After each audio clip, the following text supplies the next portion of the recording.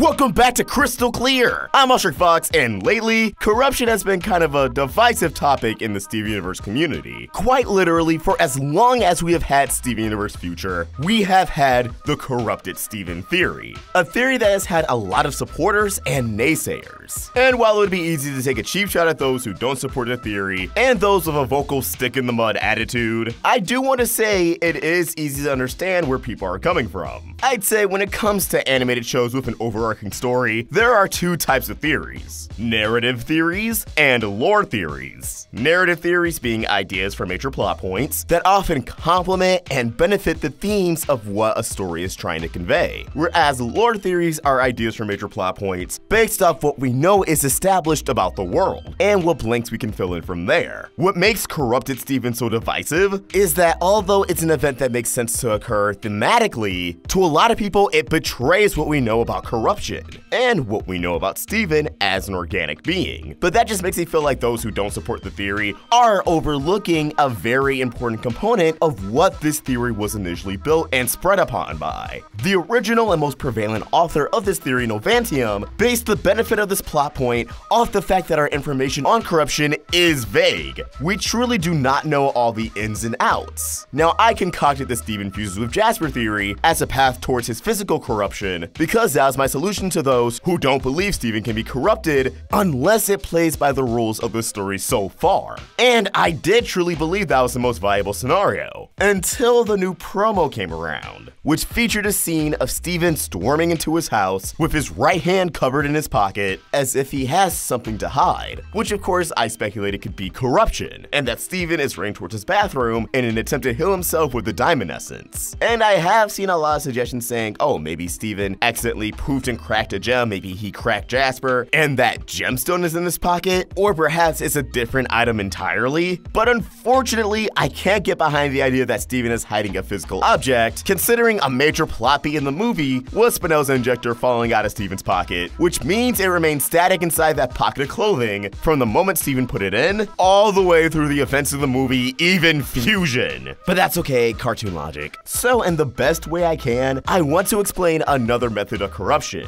what likely is the most natural way of corruption, and why that statement makes sense because corruption in itself seems like an unnatural thing. Of course, spoiler warning, if you do not want to know any potential plot points for Steven Universe Future, please click off now. With all that said, let's dive in. Again, as it stands, there are only two known methods of corruption that people kind of use as the rulebook for how a character can be corrupted in the first place. Either A, damage from the diamonds, white, yellow, and blue bringing their aura together and blasting the entire planet, or through fusing with a gem that already has corruption, contracting the state as a result. However, never ever did the show ever say that those were the only two ways to corrupt. And in fact, something I've stated before is that the show's focus on corruption really didn't have anything to do with the solution to healing all of these gems. In fact, the explanation for corruption more or less conveys how a gem can corrupt without the aforementioned circumstances. In the episode Monster Reunion, Garnet compares a torn MC Bear Bear to the corrupted gems bubbled in the burning room. It's sort of like if MC Bear Bear didn't tear the fabric of his arm, but the fabric of his mind. That's it. That's our closest definition to what corruption is, a tear to the mind. Which, it isn't hard to read the subtext. It sounds very akin to mental illness. However, I already want to say I don't think at all that's what the show's going for. If you have a mental illness, you're a monster. If anything, I would say corruption may be an allegory for when you're so far removed and you've fallen so deep that you don't recognize yourself anymore. You don't behave like yourself anymore. When you've reached a point where your tendencies are only destructive. When you need help, but you keep rejecting it. And applying that to the lore, I would just say corruption is a flaw in a gem's design. Somewhat of an oversight, but we've seen the solution and why corruption isn't a more common thing. Why it took 3 of the 4 diamonds attacking and failing to destroy the gems on the planet for anyone to see corruption with their own eyes. First off, corruption was not the intended result of the diamonds. They said it themselves. They were out for blood. Maybe because they were lacking Pink Diamond, or maybe because Pink was projecting her shield at the time. But the diamonds failed and only destroyed the gems partially, not on the outside, but the inside. Second, corruption corruption usually can't be something a gem just descends into naturally, because, as referred to once in the original series and confirmed to have transpired in Steven Universe the movie, gems are able to poof once they experience extreme emotion. Or, as Eyeball referred to the proper term in Back to the Moon, the form of a gem is able to dissipate.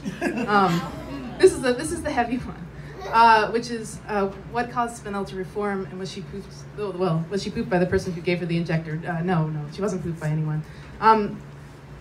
This is open to interpretation. She did poof and she did reform.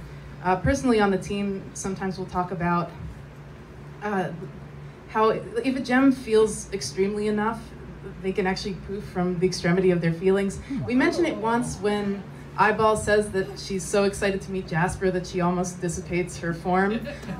You know, you can die of excitement, basically, if you're a gem, which is what they don't say poofing on Homeworld, they say dissipating your form. So that's what that was a reference to. So it is possible that Spinel felt extremely enough. It's how Spinel achieved her brand new form, and it kinda might be the coincidental failsafe that prevent gems from corrupting. Perhaps if Spinel didn't poof, she would have experienced a breakdown so severe it tore the fabric of her mind, enabling the corruption of her gemstone as a result. On top of that, when Jasper corrupted, the speed of her corruption greatly increased, the more distraught and distressed she appeared to be. But I believe Steven Universe Future in itself also set up this potential exploration with the episode Volleyball. Although it was greatly different from corruption, Pink Pearl, aka Volleyball's damaged eye, saw its cracks spread the more she denied that anything was wrong with her and insisted that she was fine, that Pink Diamond didn't do anything wrong. While this was obviously a loose end episode, it still plays into Steven's arc in Future, with his complicated issues towards his mother still being a hindrance on his mental health. Don't get the idea that I'm saying Volleyball is gonna get corrupted or anything of the sort. I'm just saying that gems can sustain immense damage when absolutely nothing is wrong with their gemstone, with the complications of said injury being completely psychological. Much like human beings in our health, both mental and physical, it illustrates that gems do have their own illnesses, and it doesn't just come in one form, and much like actual human illnesses of both forms, there's more than one way to contract them. So tying everything I said back to Steven and his corruption, since he is half gem, he should be susceptible to their own shortcomings. The main exception that we know of is that because he's organic, he can't poof. But keep that in mind, he can't poof. Because he can't dissipate his form, if he's experiencing extreme emotions and a severe mental breakdown, one that would tear the fabric of a gem's mind, he won't be able to stop it. We know why gems poof. Their form was compromised. It's their projection's way of defense. The body is injured, get rid of it altogether and start anew. Steven doesn't have that luxury. He has to roll with the punches. Which brings me back to the new promo. Steven's hand in his pocket, as if he's slowly corrupting.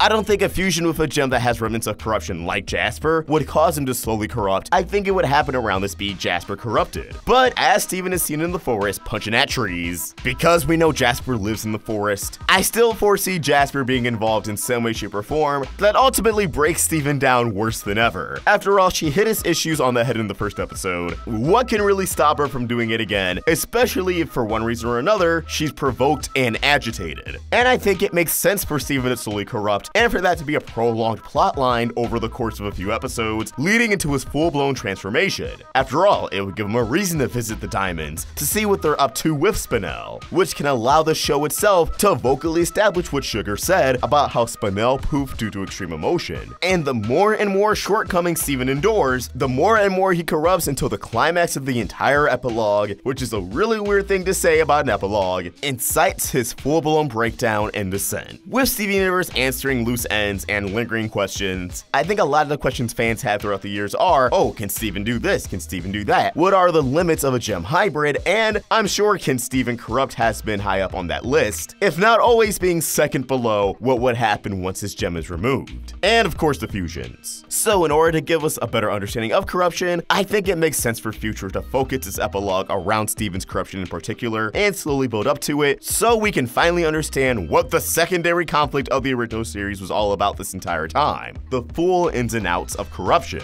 And on that note, what other gems do you think could corrupt naturally if they weren't able to poof from extreme emotion? I think the core trio would have been doomed for sure after Rose's passing, but considering a single pole Rose briefly shows them in different forms from how they appeared in the flashback episodes of Story for Steven and We Need to Talk, they probably poofed from extreme emotion, and I would say if it got bad enough before the event to change your mind, definitely Topaz. They really seemed like they were struggling towards the end there. But as always, these are just my thoughts, and I want to hear yours. What do you think? Do you agree there's no source of corruption? Do you believe this was it? Let us know your thoughts in the comments below, or tweet your thoughts at RoundtableVids, and for more of my own thoughts, you can find me at ARTWITHKODA. We're also on Instagram. Special thanks to ARTWITHKODA for creating an awesome thumbnail. For more of his wonderful art, you can find him on Tumblr and Instagram at ARTWITHKODA, and subscribe to his YouTube channel. Link down below in the description.